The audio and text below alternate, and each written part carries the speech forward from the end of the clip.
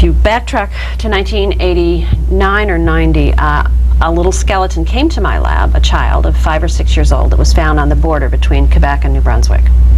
And I still have that little child. It's never been identified. So I thought, well, maybe I'll incorporate that case with this theme.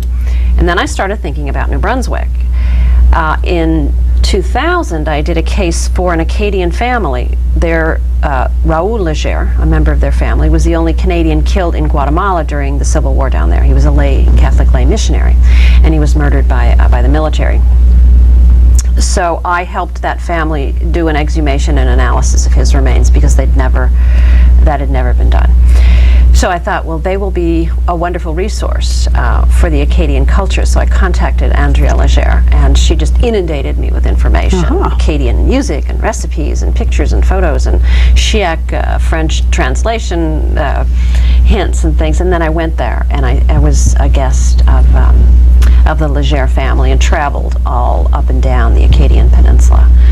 I don't know that Americans are all that familiar with the whole Acadian story, because they really had a terrible experience under the British and a diaspora, so to speak. They were forcibly driven out of Canada. They were placed on ships, their farms were confiscated, and they were driven out, and as you say, most of them, or many of them, ended up in Louisiana and became Cajuns, which is where the term Cajun comes from, Acadian.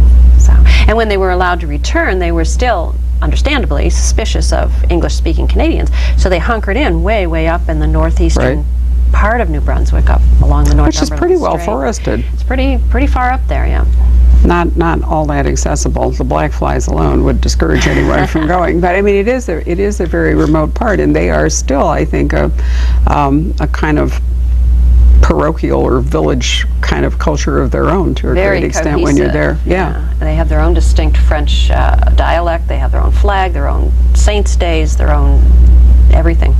Well, since this program is going to air some months after your book has come out, I'm going to risk a spoiler here because I find it fascinating. Years and years ago, and several people have asked me now which book it was, and I can't remember, but I remember reading a book set in New Orleans among the Cajuns. I think the author was Leslie Ford, but I can't honestly remember, in which the crux of the plot had to do with leprosy. And I was really fascinated when I got to the section of your book where, we find out about that. And I wondered if genetically, when you have a really tight community, and a lot of genetic consistency, so to speak, is that something you've actually witnessed among the Acadians, and could it have transferred to Louisiana? No. It is believed, and no one really knows, that when the outbreak of leprosy took place in the Maritimes, it was introduced from elsewhere. A sailor or something? Yes, someone arrived by boat from Montreal, I think. But there is now, and no one's really certain how it's transmitted, but there is now a growing belief that there is only a certain percentage of the population that's really susceptible to becoming infected with Hansen's disease. One of the most interesting museums I've ever been into is in Bergen, Norway, where, believe it or not, there is an international leprosy museum.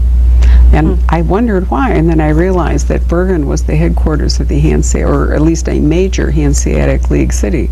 So it was a huge port, sailors in and out, whatever, and apparently a lot of them were debarked and put into hospital or whatever it is. They had a leprosarium, whatever you call a treatment center, and they've kept it, and they have this enormous museum with a history of the disease and various barbaric treatments therefore, and that was one of the questions that was raised there, is why some and not all? How contagious really was it?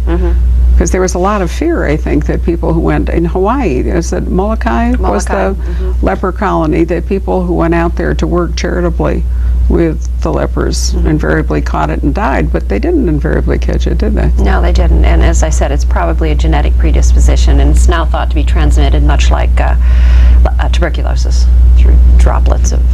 Was there a treatment for it today? There is now, yeah. It's quite easily cured today, but it wasn't back then. And we had a major leprosarium in Carville, Louisiana as well, back in the 19th century.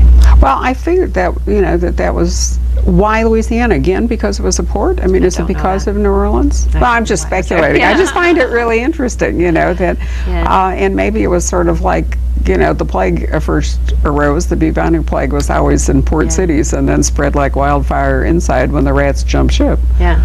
So maybe it was something similar. Anyway, I thought it was so interesting that the only two mysteries I've ever read, to my knowledge, that have Acadians in them, both of them have leprosy as a plot element. Could be because of the leprosarium in Carville. That's true. The Louisiana League. Yeah, hadn't really thought about that. And Evangeline, is there a literary antecedent for picking that particular name? Each of my books, I want to use some different forensic science. I don't want to just do bones. Right. Book. So in this one, I wanted to use forensic linguistics. So that figures prominent. Sorry, you want to stop there and describe them? Forensic linguistics, what I'm doing in this book is similar to what was done in the Unabomber case, in which a forensic linguist can look at a piece of writing of known authorship, look at a piece of writing of unknown authorship, and determine if they're written by the same person. Using what? Using various things in the style of the writing, but it goes a little bit deeper than that. Various linguistic devices, use of certain spellings, use of structuring within the writing. It's how they determined that the manifesto that the Unabomber published was actually him who it was. And also the authorship of a best-selling expose. I can't remember. Remember the Washington reporter, I think it was, that was finally identified as the author? Anonymous, yeah. He published as anonymous, and they outed him on forensic linguistics, the same thing. So what I'm doing in the book is using poetry. And Evangeline, of course, we think of Longfellow's epic poem, which is about the Acadian expulsion. And Evangeline goes, searching her lover, who's forced to leave. So when I needed a forensic linguist to help me, Evangeline goes missing, and this poetry shows up later, and Tempe suspects that maybe this other poetry she's finding was written by her long-lost childhood friend. So I went looking for a forensic linguist, and the same name kept coming up, so Rob Leonard at Hofstra University in New York. So I contacted him, and he probably did the same thing I had. He had probably Googled me to see who was this Kathy Reichs person. But he was very helpful. He immediately said, yes, I'll help you. And we were well into doing the forensic linguistic bits when I mentioned it to someone else. And they said, you mean Rob Leonard from Sha Na Na? He was one of the founding members of Sha Na Na. So I sent him, I found a clip of Sha Na Na playing at Woodstock. And I sent it to him by email. And I said, is that you in the leather pants? And he writes back and he says, they were gold lame. And maybe an hour later I get an email that says, I loved those pants. So I really enjoyed working with him, and he was a tremendous help on that.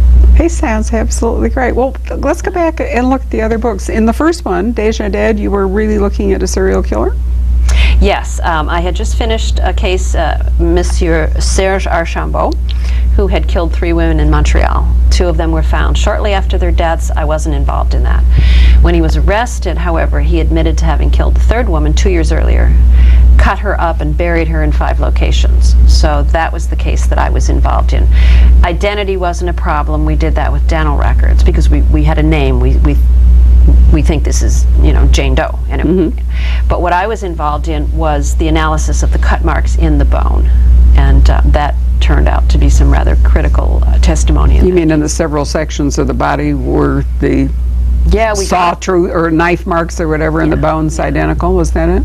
Well, usually I'm asked to identify what class of tool was used. Was it a knife? Was it a saw? If it was a saw, what kind of saw? And there's quite a lecture Tempe gives, Andrew Ryan, in Déjà Dead about saws.